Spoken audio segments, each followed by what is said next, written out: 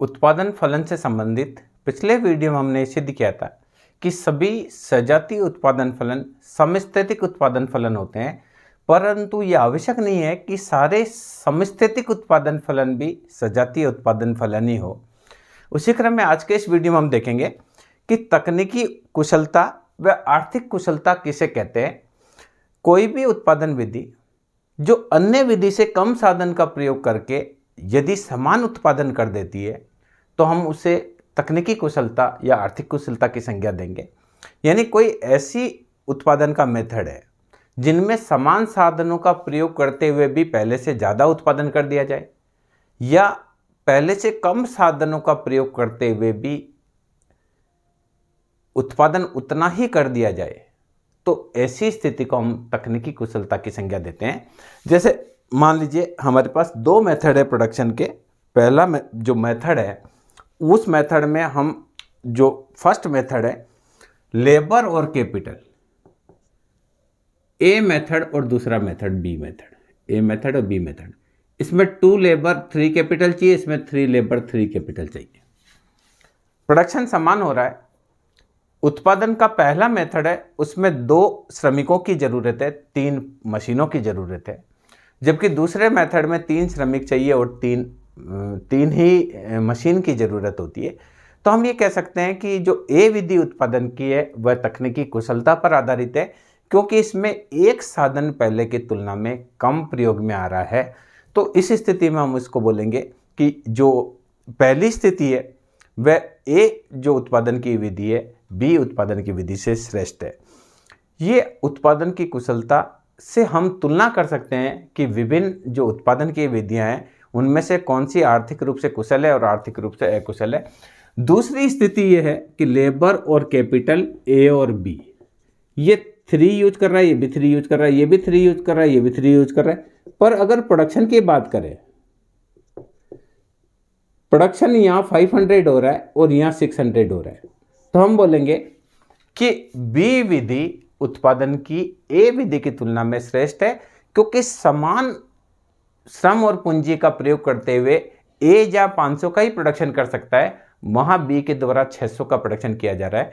तो इस प्रकार से हम उत्पादन फलन का प्रयोग करते हुए तकनीकी कुशलता व आर्थिक कुशलता की भी जानकारी प्राप्त कर सकते हैं।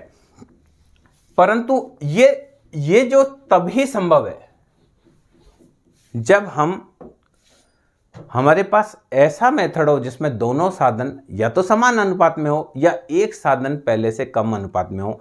अगर ऐसी स्थिति हो कि ये ए विधि है, ये बी विधि है, यहाँ लेबर और कैपिटल इसमें 1 और 4 है, और इसमें ये तो दूसरे वाले में क्या है, दूसरे में 1, जैसे ए विधि है, ए विधि में ये 2 और 3 है और इसमें ये 1 और 4 है। तो ऐसी स्थिति में हम दोनों ही विधियों की आपस में तुलना नहीं कर सकते हैं। पहली वाली स्थिति में था या तो दोनों समान थे, लेबर और कैपिटल दोनों समान थे, प्रोडक्शन में अंतर था, या प्रोडक्शन सेम था पर पहले की तुलना में दूसरा एक साधन कम था, तो वहाँ हम तुलना कर सकते थे। पर यहाँ जो स्थिति है उसके अंदर क्या है कि यहाँ 2 साधन है या 3 साधन है, इससे ये साधन कम है, इससे ये साधन ज़्यादा है। तो ऐसी स्थिति में दोनों की जो उत्पादन विधियाँ हैं उनकी हम तकनीकी कुशलता की आपस में तुलना नहीं कर सकते हैं। तो ये हमको ध्यान में रखना पड़ेगा कि तकनीकी कुशलता की बात हम तभी कर सकते हैं जब या तो दोनों साधन समान अनुपात में हो, समान मात्रा में हो, या दोनों में से एक साधन कम हो और उत्पादन बराबर की स्थिति हो। अब देखिए, जो हम समोत्पाद वक्र करते हैं, हम समोत्पाद वक्र के विभिन्न बिंदु पर हम जाएंगे। ये समोत्पाद वक्र आइसो प्रोडक्ट कर्व है। इसके ए बिंदु, मान लीजिए ए बिंदु है और ये बी बिंदु है, तो समोत्पाद वक्र के जितने भी बिंदु है वह समान अनुपात को बताते हैं। तो इसका मतलब है समोत्पाद वक्र के सारे बिंदु तकनीकी रूप से कुशल होते हैं, क्योंकि अब आपको ए पर प्रोडक्शन करना है या बी पर प्रोडक्शन करना है, ये डिपेंड करता है। देखिए, ए में हमने मशीन ज़्यादा यूज करी है, लेबर कम यूज किया, बी में हमने मशीन कम यूज की है, लेबर ज़्यादा यूज किया। तो यहाँ लेबर, बी बिंदु पर लेबर ज़्यादा है, ए बिंदु पर मशीन ज़्यादा है, दोनों तकनीकी रूप से कुशल है, प्रोडक्शन दोनों पर समान हो रहा है। तो ऐसी स्थिति में तकनीकी कुशलता का अगर आकलन करना है तो हम दोनों की कीमतों को देखेंगे। अगर लेबर सापेक्षिक रूप से सस्ता है, पूंजी महंगी है, तो बी बिंदु बेटर रहेगा। पूंजी सस्ती है, लेबर महंगा है, तो ए बिंदु ज़्यादा ठीक रहेगा। तो विभिन्न तकनीकी कुशलताओं में से कौन सी विशिष्ट बिंदु का आपको चयन करना पड़ेगा, ये जो समस्या है इसे आर्थिक समस्या की संज्ञा दी जाती है। ये डिपेंड करता है दोनों साधनों की कीमतें कैसी है। जो साधन सस्ता हो उसको ज़्यादा यूज करना रहता है, जो साधन महंगा हो उसे कम यूज करना रहता है। ये आर्थिक कुशलता को बताता है और ये एक उत्पादक की यही आर्थिक कुशलता है जिससे वह अपनी लागत को न्यूनतम करता है। और जब उसकी लागत न्यूनतम होती है तो उसका लाभ क्या होता है, अधिकतम होता है। लागत न्यूनतम होती है तो वो कीमत मार्केट में कम लेता है, और कम लेता है तो उसका प्रोडक्ट ज़्यादा बिकता है। अब बात करते हैं, जैसे आर्थिक कुशलता की बात करते हैं कि आर्थिक कुशलता किस स्तर पर होगी। ये तो हमने तकनीकी कुशलता की बात करी। आर्थिक कुशलता देखिए, ये देखिए, ये समुत्पाद वक्र, ये 1 2, ये समलागत रेखा है। अब ये जो ई बिंदु है ये बता रहा है कि एक उत्पादक कम से कम लागत पर उत्पादन कर रहा है। जैसे ये इसका आइसो प्रोडक्ट कर्व है,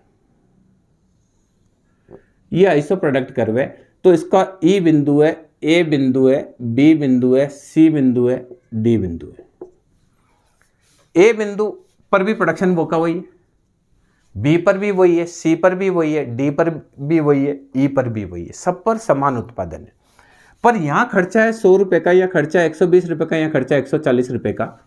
तो ऐसी स्थिति में ई बिंदु को हम आर्थिक रूप से कुशल बिंदु कहेंगे कि क्योंकि एक उत्पादक इसमें कम खर्च करके, कम श्रम और पूंजी का प्रयोग करके भी 100 प्रोडक्शन प्राप्त कर रहा है।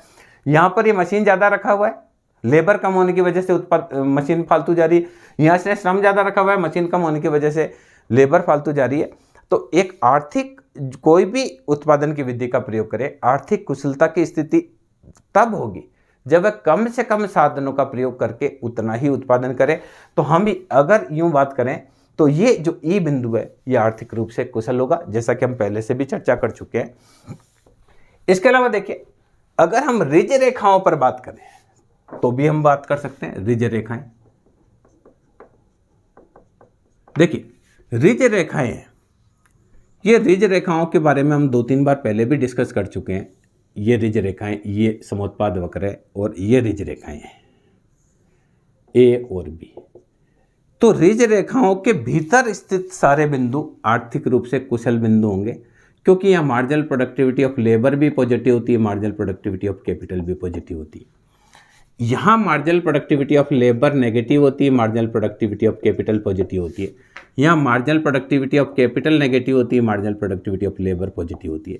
तो अगर हम ऋज रेखाओं पर आर्थिक कुशलता की बात करें तो ऋज रेखाओं के भीतर सारे बिंदु उत्पादन की दृष्टि से आर्थिक संयोगों को बताते हैं, और निचली ऋज रेखा है उसका दाएं स्थित और ऊपरी ऋज रेखा के बाएं स्थित सारे जो बिंदु है, ये सारे बिंदु आर्थिक अकुशलता को बताते हैं। जो ये बता रहे हैं ना, ये वाले सारे बिंदु जिसको मैं ये छायांकित कर रहा हूं, ये आर्थिक अकुशलता को बताते हैं। तो आर्थिक कुशलता को ऋज रेखाओं के माध्यम से भी बताया जा सकता है। ऋज रेखाओं के भीतर सारे बिंदु आर्थिक कुशलता को बताएंगे और ऋज रेखा के बाहर सारे बिंदु आर्थिक अकुशलता को बताएंगे। इसके अलावा देखिए, हम लॉन्ग एवरेज कॉस्ट कर्व से भी आर्थिक कुशलता को बताते हैं। जो हमारा लॉन्ग एवरेज कॉस्ट कर्व होता है, जो आगे हम कॉस्ट कर्व में पढ़ेंगे, दीर्घकालीन औसत लागत, लॉन्ग एवरेज कॉस्ट, इसका जो बिंदु है, इसके कोई सा भी आप बिंदु ले लीजिए, इसमें पी बिंदु, क्यू बिंदु, आर बिंदु, एस बिंदु, टी बिंदु, ये आर्थिक कुशलता को बताता है। सबसे ज़्यादा मिनिमम लागत पर प्रोडक्शन किया जा रहा है, ये एवरेज कॉस्ट न्यूनतम को बताता है। लॉन्ग एवरेज कॉस्ट पर स्थित सभी बिंदु आर्थिक रूप से कुशल होते हैं, क्योंकि लॉन्ग एवरेज कॉस्ट के प्रत्येक बिंदु पर उत्पादन की न्यूनतम लागत होती है। हर बिंदु, चाहे बिंदु पी बिंदु है, चाहे क्यू बिंदु है, चाहे आर बिंदु है, चाहे एस बिंदु है, टी बिंदु, ये सब तत्कालीन परिस्थिति में न्यूनतम लागत को बताते हैं। एलए से लॉन्ग एवरेज कॉस्ट से ऊपर कोई बिंदु है वो अकुशल है, अकुशल। जैसे बिंदु यू बिंदु हो, टी बिंदु हो, आर बिंदु हो, ये आर्थिक दृष्टि से अकुशल होते हैं, क्योंकि इस पर लागत ज़्यादा आती है और इस Q ये R बिंदु से नीचे का बिंदु है। ये हम चाहते हैं यहाँ आए, जैसे R डैश पर हम आ जाए, Q डैश पर हम आ जाए, ये आर्थिक रूप से वांछित बिंदु है कि यहाँ पहुँच सके, ऐसी टेक्निक आ जाए कि हमारी लागत और कम आ जाए, तो वो बहुत ही अच्छा है। तो जो लॉन्ग एवरेज कॉस्ट है, इसका प्रत्येक बिंदु आर्थिक कुशलता को बताते हैं। इसके ऊपर जो स्थित बिंदु है, अगर प्रोडक्शन वहाँ हो रहा है तो वह कुशलता को बताता है। इसके नीचे कोई बिंदु है जो हम वांछित बिंदु को कह सकते हैं कि इनको प्राप्त करने का एक उद्यमी का सपना होता है। तो इस वीडियो के माध्यम से हमने देखा कि किस प्रकार से आर्थिक कुशलता या तकनीकी कुशलता के हम डिफाइन कर सकते हैं। बहुत छोटी छोटी सी चीज़ें होती है, पर जब आपसे ऑब्जेक्टिव के रूप में पूछा जाता है नेट और सेट की परीक्षा में, तो हम लोग इनको कंफ्यूज हो जाते हैं, अच्छे तरीके से इसका आंसर नहीं दे पाते हैं। तो इसी दृष्टि से हम प्रयास कर रहे हैं कि आपको एक छोटी से छोटी चीज़ इकोनॉमिक्स से हम बताएं, ताकि माइक्रो इकोनॉमिक्स के ये वीडियो देखने के बाद आपको और कहीं कुछ पढ़ने की ज़रूरत नहीं रहे।